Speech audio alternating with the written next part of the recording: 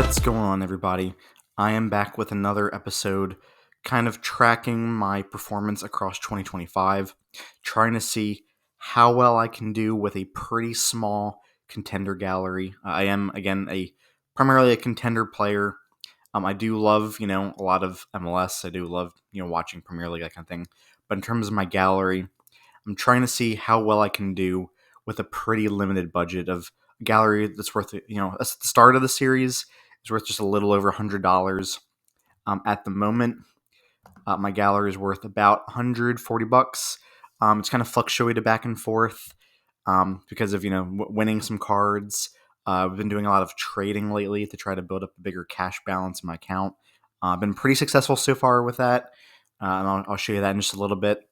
So basically, what I'm trying to see is how well I can do across this year with the gallery roughly around this size. As I win cards, as I accumulate more money from trading, I am going to make sure that my gallery doesn't get much bigger than this, because I feel like if I continue to add cards to my gallery, if I continue to increase the value of my gallery, then this series won't really won't stay what I intended it to be, which is trying to win as much as I can with a pretty limited budget, right? A gallery no more than just a little over $100, $150.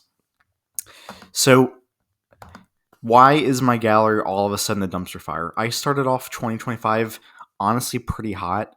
I've already had a couple of podiums in 2025. As a comparison, I think I had one podium in all of 2024. And so within the first about month and a half of the year, I've already had a couple of podiums. So pretty solid success. So what exactly has happened in the last couple of weeks that's caused my gallery to essentially turn into a dumpster fire? Well, one big one has been rotation. As a lot of you know, because I do play contender, a lot of my gallery has been J League. I really like J League cards for a couple reasons. One, I think they're kind of undervalued. People don't necessarily like to watch J League that much, I guess, or it's a little hard to follow because of the time zones. As a result, I think the cards are cheaper than usual because it's just a difficult league to watch for a lot of people. Also, it can be a little hard to find information about players, and so I think as a result of that, a lot of people kind of maybe shy away from the J League because they want to focus on leagues where it's a little easier to find info on injuries and transfers, that kind of thing. So I really like J League for that reason. A lot of good players for very affordable prices. Also, I love J League because it's great for trading. They're one of the leagues where, I guess, as part of their contract or license with Sorare, they don't allow transaction fees when the cards are sold on the secondary market, right? The secondary market. And so, if you sell a player for $5, you get $5, right? You don't lose 5% of the final price. You keep all of it, right? So it's really good for trading because you're not giving away 5% for free to Sorare every time you sell a Japanese league card. So there are a couple reasons why I like them. Again, biggest ones being no fees when you trade, and just a lot of good players for pretty affordable prices for various reasons. Well, one of the big downsides with having the really good players in the J League is there's a ton of rotation.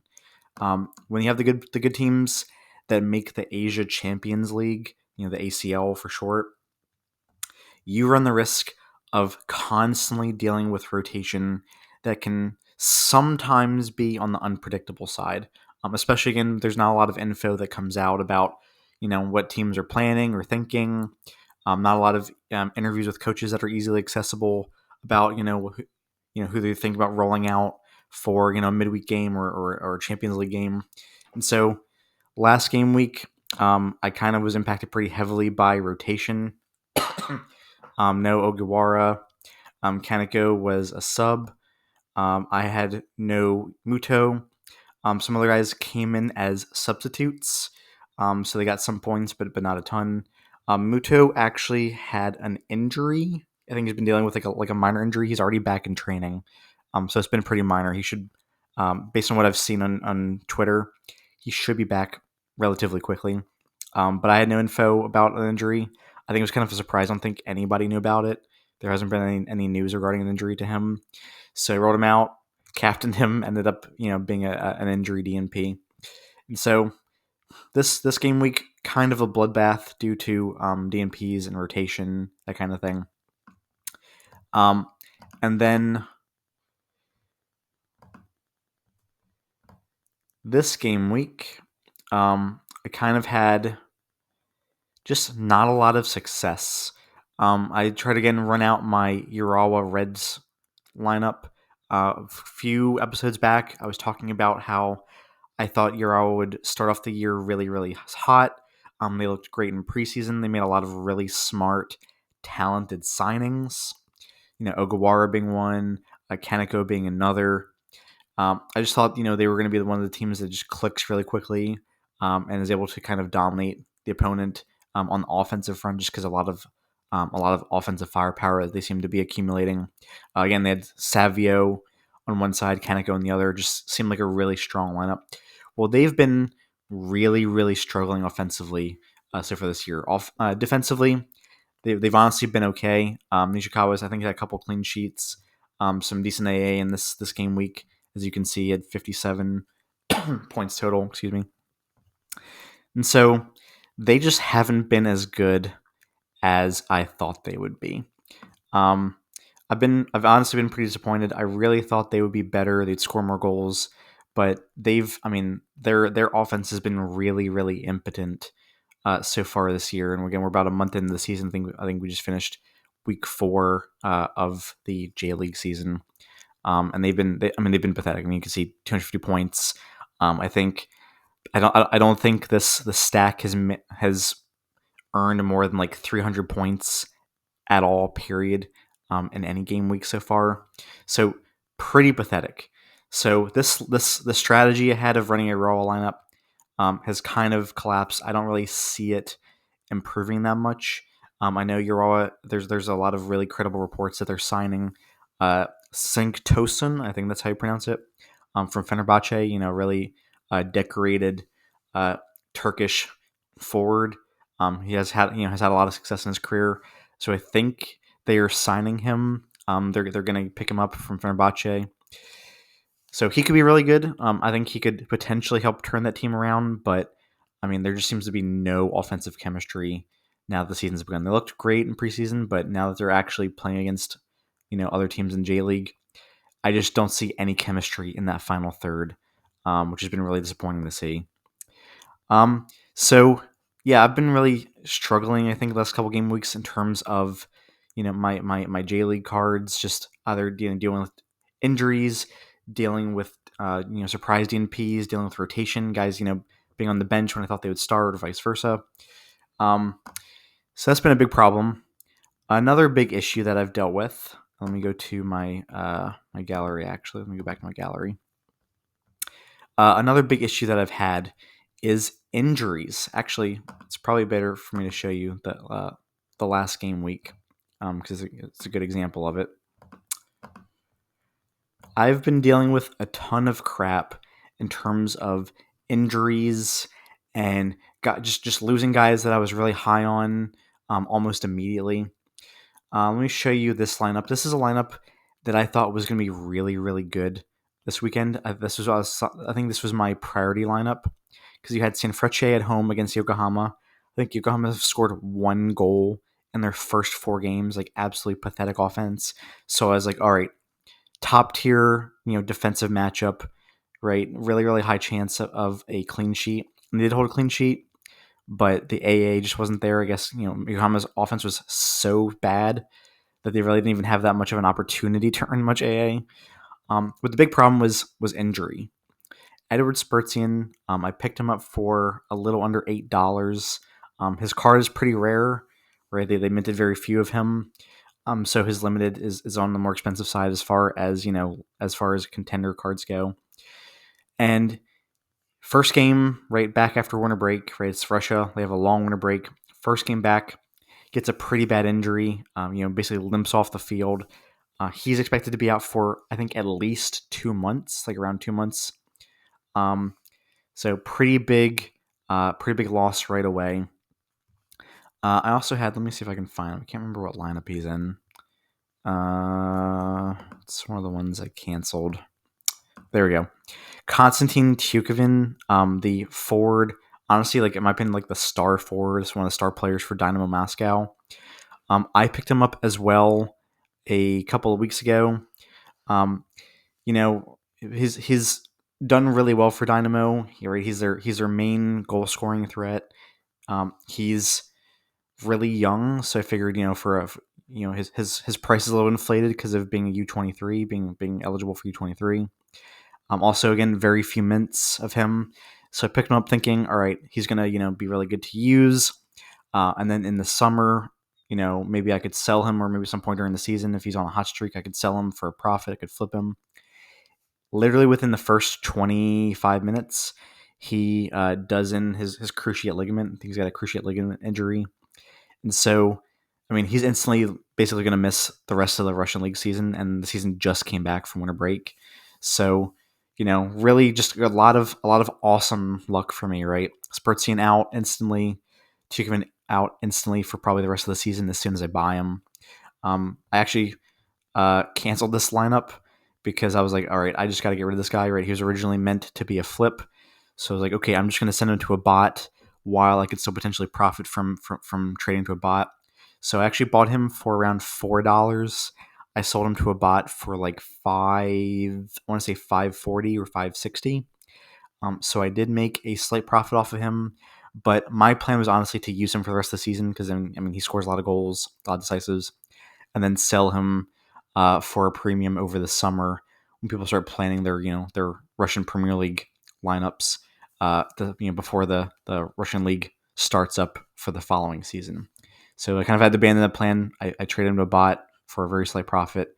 I did the same thing for Spurzian. Again, plan to flip him. They had a really good set of fixtures to start the second half of the season. I think they played Krylia Sovetov in their first game. They have one of the bottom half teams in their following game. So I was like, I'm going to run him and Cordoba together. Potentially they could smash, and then I could flip them. Well, he's obviously out injured. And so I figured, well, if I can't use Spurzian with Cordoba, then I don't want Cordoba either. So I sold Cordoba off as well. And so that was a part, that was an offensive stack, a correlated offensive stack that I essentially immediately lost like 2 weeks after buying them both. So I traded them both away for, again, a very marginal profit on both of them. So yeah, I've just been dealing with just a lot of injuries, a lot of rotation in my gallery because of Asia Champions League. Just a lot of really bad luck as far as guys I thought would just smash because of some really good matchups like Krasnodar, but that's the way it goes. At the end of the day, you can plan out the best possible lineups. You can look at the best matchups, but the players have to play, right? The players have to stay healthy.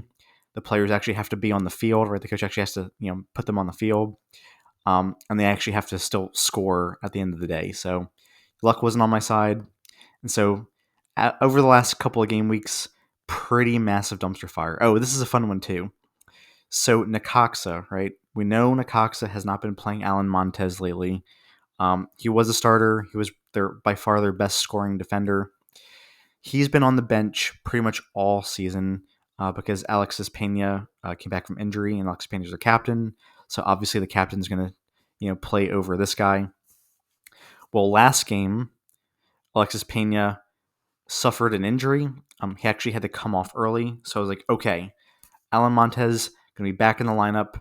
It's reported that Pena might be out for a handful of games or several games. This is the time to actually run him in my in-season contender lineup. Well, what do you know? Pena is actually not going to be out for a long time. He actually starts the next game. Doesn't miss any time at all. So that, again, ruins another lineup. Another DNP where I was expecting him to start, take Pena's place. But again, for some reason, Pena went from being expected to miss multiple games to, surprise, totally fine, starts the following game and ruins my lineup. I wouldn't have won anything huge anyway because they didn't keep a clean sheet against Tigres. Cambindo didn't score, which I think this is like his first game in a while that he hasn't scored. He's like leading the league in goals. He's been on a pretty good scoring streak, but didn't score against Tigres. So I wouldn't have won anything crazy anyway. But if he had played, if he at least done okay, I probably would have won. Something. I think I potentially could have won something. But I don't know. Maybe I'm deluding myself. I guess it says 110 points from $4. So maybe even if you played, I wouldn't have won anything anyway. So maybe it's a moot point. Maybe I'm just crying over spilled milk and it wouldn't have mattered. But anyway, just more fuel to the dumpster fire. That's been my gallery over the last couple of weeks. So just really unlucky. I've won Jack squat because of all these problems over the last couple of game weeks. The next game week though is looking really really good. I think a lot of my guys should be available. I'm looking forward to the next matchups that I've got. But again, I just have to hope that I can avoid the DNP bug in the J League. Because I think the next game week, or I guess as I record this, it's the current game week. There are Champions League games, so I might have to dodge more DNPs or rotation over the weekend, but we'll see. I'll figure that out a little later on. So, what have I tried to do to actually rectify my gallery? Let me show you some pickups that I've made in order to try to maybe fix my bad luck recently. So I've picked up some star players. I kind of invested some money in some pretty solid pickups. One pickup that I'm actually kind of happy with is Makoto Matsuda.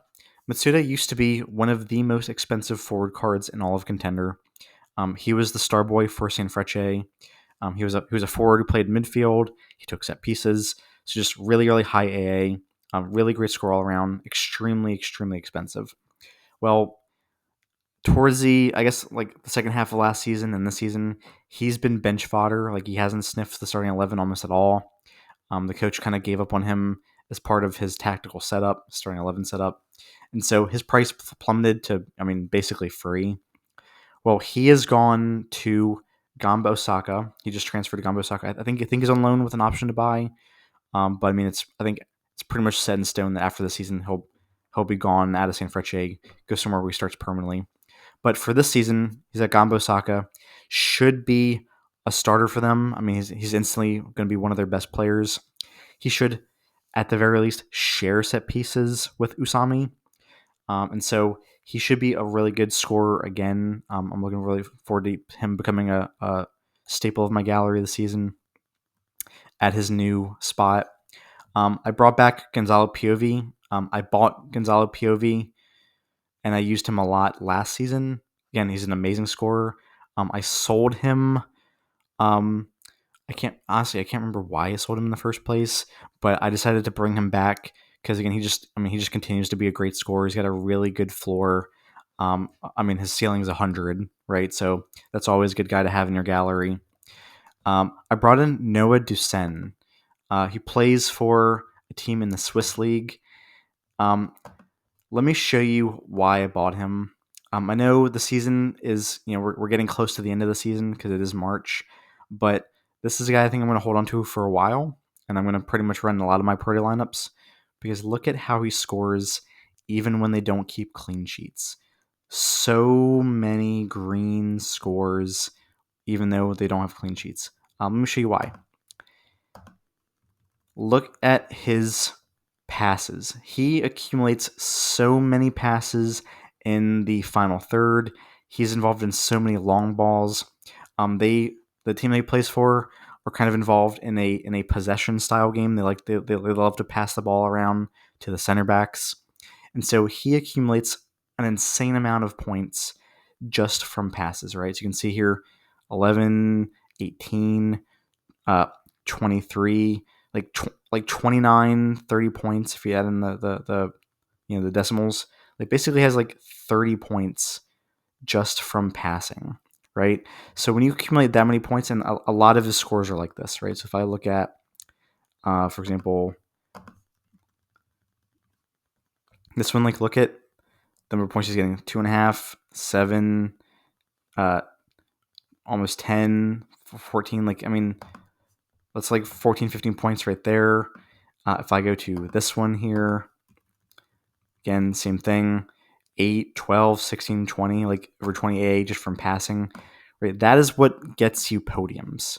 When a guy can score, 60, 70 plus without keeping a clean sheet, that's a guy who's going to get you a podium if he, scores a decisive. And what's really, really good about Noah Descend, let me show you the team stats. Noah Descend takes their penalty kicks. He's a guy with really high AA. He's a guy who starts every game when healthy, right? He's got the most minutes on the team. And he takes penalty kicks. So you're pretty much guaranteed that he's going to score a decisive once in a while just off of penalties, right? Exclude last man tackles, exclude clearances off the line, exclude maybe any assists he gets from a long pass, right? Just from penalty kicks alone, you're guaranteed to get a few decisives per season, which basically means you're going to get 90 points or 100 points from him a few times a year, right? That's incredible. So at $3, I think he's a really big bargain for contender. I think if you play contender and you are, you play classic, or you're willing to use him as your one classic card in an in-season lineup, he makes a ton of sense because he's just easily one of the best scoring defenders in all of the contender comp. So I picked him up, just again for nothing else, the passing, but the fact that he takes penalties for them as well with that really high floor. That was just the icing on the cake as well. So I grabbed him. I also decided to swap out my Urawa stack. So I'm abandoning the Reds for a Kashua Racehall stack. And you might be thinking, why would I build a Racehall stack? Weren't they nearly relegated last season? Yes, they were almost relegated last season. They were one of the worst teams in the league. However, one of the things that's great about the J League is there's one, a ton of parity, and two, the coach really, really has a huge impact on this league. Because there's so much parity in terms of talent, coaches and tactical setups make a world of difference from season to season. Racehall brought in a new coach who is really heavily possession oriented. Kind of has them try to play almost like a Barcelona style possession, where they just pass it and pass it and pass it, and they recycle the ball. If they don't find opening, they pass it back to the defenders, and they just keep going round and round and round again until someone on the defense switches off or until they find an opening, and then that's when they go for the attack, right? So just a really extreme possession style gameplay. And when an extreme, I mean, I really, really mean an extreme possession style gameplay. They will literally pass forever, round and round and round until they find an opening, or they can, they feel like it's worth attempting a through ball. So why is that possession style gameplay important? Let me show you.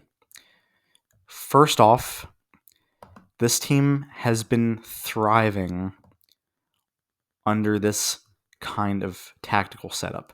Look at the amount of of heavy greens there are.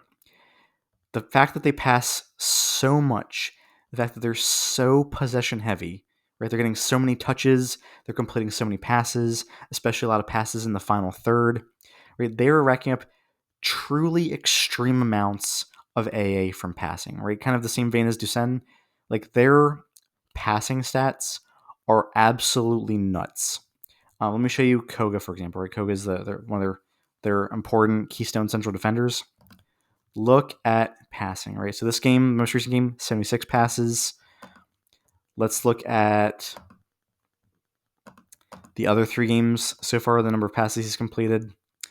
So there are a lot other. The game before that completed 83 passes. The game before that, 101 passes.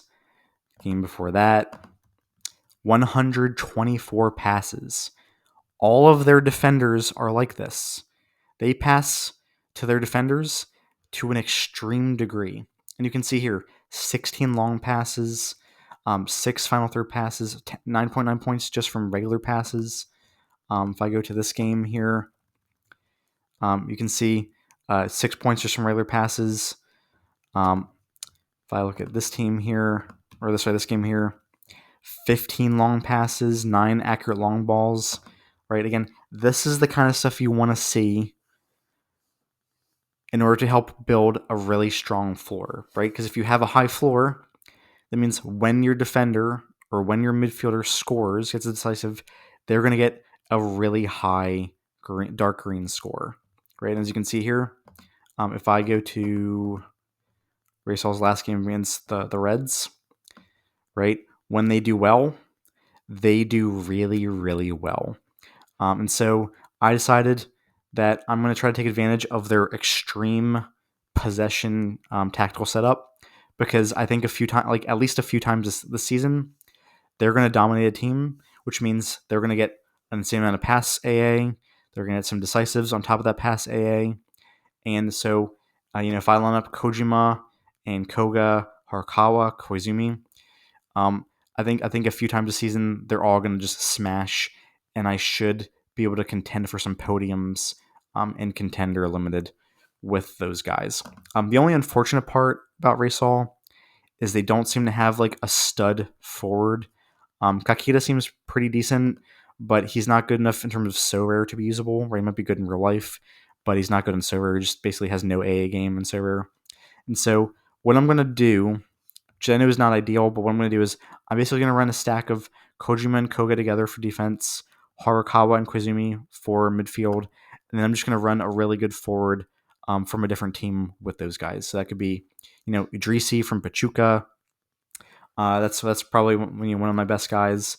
Or I might run Muto or Osako from Vissel Kobe with them. But I'm just gonna run a really good forward with them, and basically do a stack without one of the race off forwards. Because if I run a race off forward, he just won't score high enough to help me guarantee that I'm contending for a podium. I might score 60 or 65, but if I'm going for a podium, a 60 is just not going to cut it.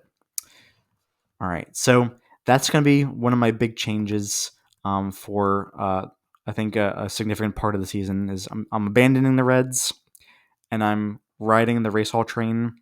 Actually, if you look at Kashua Racall in terms of J League table, they're currently in first place, right? The tactical setup that they're running with their new coach, it is working. Only 2 goals given up in 4 games. Right, that means Kojima's, he's had a really good chance of getting a clean sheet. Right, if they keep this possession game up and they give the opposing team just very few chances with the ball, that means a lot of good chances for Kojima to get a clean sheet. So I'm going to run it. I'm going to see how it goes. Racall look like a team that could contend for the J League title. They're basically kind of like the Machida Zelvia of last season. They're just they've come out of nowhere as a contender for the title. And I think as long as they stay healthy, as long as they continue to stay true to the new coach's tactical setup, which is again just an extreme, absurd amount of possession, I think 3-4 times this season, I could finish with either winning a tier 1 or a star reward in Contender. I really think that based on what I've seen from them from the first month of the J League season. So again, we'll see how it goes. I hope this is not me cursing them. I feel like I kind of cursed Urawa just because of all the things I said about them before the season. So hopefully this isn't the server teacher curse falling upon Kashua, because they've truly looked incredible. They've looked like Japan's version of Barcelona, and so hopefully it just stays that way. One last thing that I want to show too is, even though I've kind of abandoned the Reds, I did pick up Sanktosen because of those rumors, the very credible rumors that he's going to be signed by them. Because I think even if the Reds aren't as good as I think they should have been this season, he could still be a smasher in this league, right? I said he's at such a high pedigree. I think he's 33 years old. We know older guys can thrive in Asia in the J League, and so he could easily be a smasher for the next 2-3 years if he decides that he likes Japan and he sticks with Japan, right? He sticks with the Reds for a little while. So that's kind of been my modification, right? I sold a bunch of my Russian guys already. I already flipped them, especially because a lot of them were just injured, so it made no sense to hold on to them over the long term. One guy I totally glossed over that was my recent pickups to replace my injured Russian dudes was Uh, Jen Petterhaga. Again, I'm probably butchering that name. For anyone who knows how to pronounce his name, I'm truly sorry. I'm just guessing on how to pronounce his name. I picked him up because his team, Bodo Glimt, they formally signed him. He was originally on loan from Frankfurt. He is now a permanent player. I know this says until 2026. That's actually wrong. And again, like I told you guys in my last video, take advantage of wrong info on Sorare data, because that means you can actually get really, really good guys for cheaper than they should be. He's actually signed through 2028, and he is basically their star man, right? He's their guy who is expected to, to be their Superman, be their superstar. And so I bought him. He is on the best team in Norway. Bodo Glimt scored goals last season like crazy. I think their new season starts in a couple of weeks. I think they start in like late March, and so their season actually runs through the summer. Even though they're in Europe, their season runs through the summer, and so I think he'll be one of my really good players I can put in priority lineups throughout a lot of 2025. But two, if his price spikes, if he's on a really good run of form, and his price spikes because he's one of the only good forwards over the summer, right? Because contender, there's not a lot of leagues that actually play. I think it's J League, now Brazil, and Norway. There's very few options for the summer. So if his price spikes because of demand, I will probably offload him. But from now until June or July, I think he's going to be a really, really big cornerstone of some of my priority lineups going forward. So again, I've added a lot of really good talent, a lot of really high ceiling players to make up for the guys I have who are rotation risks, the guys I have who are injured, such as Muto, as well as the guys that I've offloaded, like Spurzian, like Tukavin, because of potentially long-term or very long-term injuries. That I just don't want to hang on to the guys that long, since I am kind of part trading while also trying to win divisions or competitions in this game. So that is my main update. Like I said, really bad run of luck, really bad run of form since my last podium win. But I feel like with these pickups, with Haga, with bringing back POV, with Dusen through the rest of the spring, as well as my racehall stack that I think could truly dominate and have insane scores, maybe 3-4 times this J League season. I'm feeling pretty good about my chances of winning some more podiums, at least a couple more podiums throughout the rest of 2025. So if you guys actually have any suggestions for me as well, as to maybe guys I should add to my gallery, or if you just think my strategy for a team like Racehall is just totally off base, feel free to leave me comments. I do read all my comments. I do respond to people who leave me comments. So I'm happy to take your advice. I'm happy to listen to your thoughts or critiques on my strategy. And I will see you next time. We'll see how my Racehall stack does. And we'll see how my lineups continue to do throughout the spring of 2025.